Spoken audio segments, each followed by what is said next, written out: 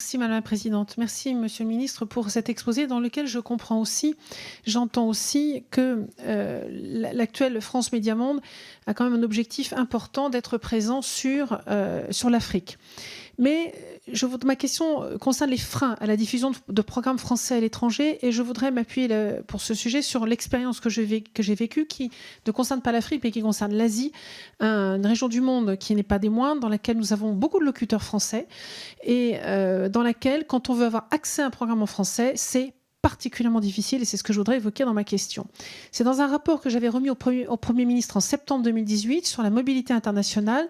L'une de mes recommandations, la numéro 189, était de, je cite, « permettre un accès légal contre une contribution financière au contenu audiovisuel français depuis l'étranger. » Car beaucoup de Français, je le disais, vivant à l'étranger, aimeraient avoir accès légalement aux programmes télévisuels français, à la fois pour garder un contact avec notre pays, pour s'informer, en suivre les débats, notamment en période d'élection, permettre à leurs enfants de maintenir un lien avec la langue française. Nous avons beaucoup d'enfants français qui naissent à l'étranger sans avoir jamais été en France et parfois en parlant fort peu le français.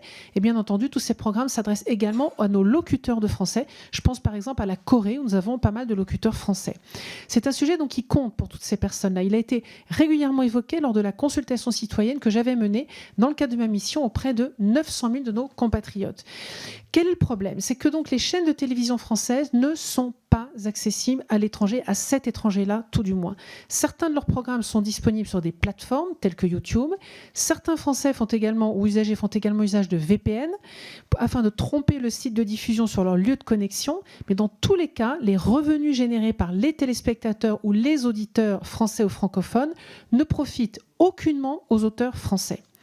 La solution que je propose, c'est de permettre aux Français de l'étranger de participer, et aux francophones, pas seulement les Français, de participer à la qualité de nos programmes, tout comme le font leurs concitoyens dans l'Hexagone, à travers la contribution à l'audiovisuel public pour eux, en échange de quoi ils auraient accès aux programmes français dans les mêmes conditions que s'ils résidaient en France. En cela, l'évolution de l'offre médiatique du tout linéaire vers le tout plateforme est une opportunité pour nous pour diffuser plus largement et de manière légale les productions françaises. Donc mes questions sont les suivantes. Quels sont les freins réels à la diffusion des programmes français à l'étranger?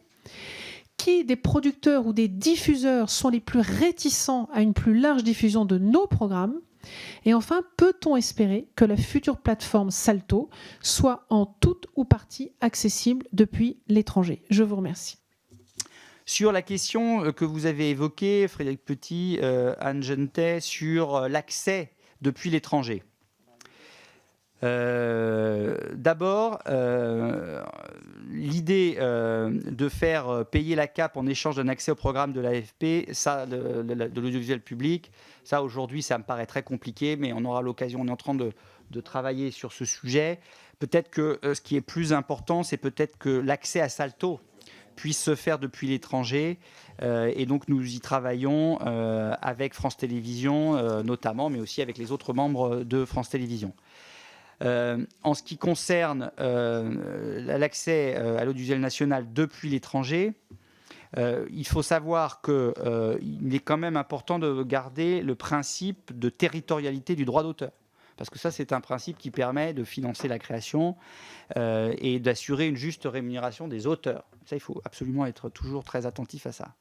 Et nous l'avons d'ailleurs défendu, ce principe-là, dans le cadre des négociations européennes, notamment celle du règlement géoblocage. C'est un peu technique, mais c'est important de le préciser. Et au sein de l'audiovisuel public, on a des outils de programmation, de promotion des programmes audiovisuels publics français, avec TV5 Monde, bien évidemment, qui est accessible dans plus de 200 pays et auprès de 364 millions de foyers.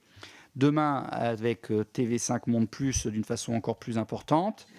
Et France Télévisions est déjà accessible depuis l'étranger dans un certain nombre de pays, 70 pays, principalement en Europe, bien sûr, mais aussi en Afrique subsaharienne, avec 38 millions de foyers accessibles. Et puis, bien sûr, avec France Média Monde, alors là, c'est les contenus, évidemment, de l'audiovisuel extérieur. Donc, on a un vrai problème de financement de la création, mais on travaille avec les équipes de France Télévisions à l'accès potentiel demain de Salto à l'étranger.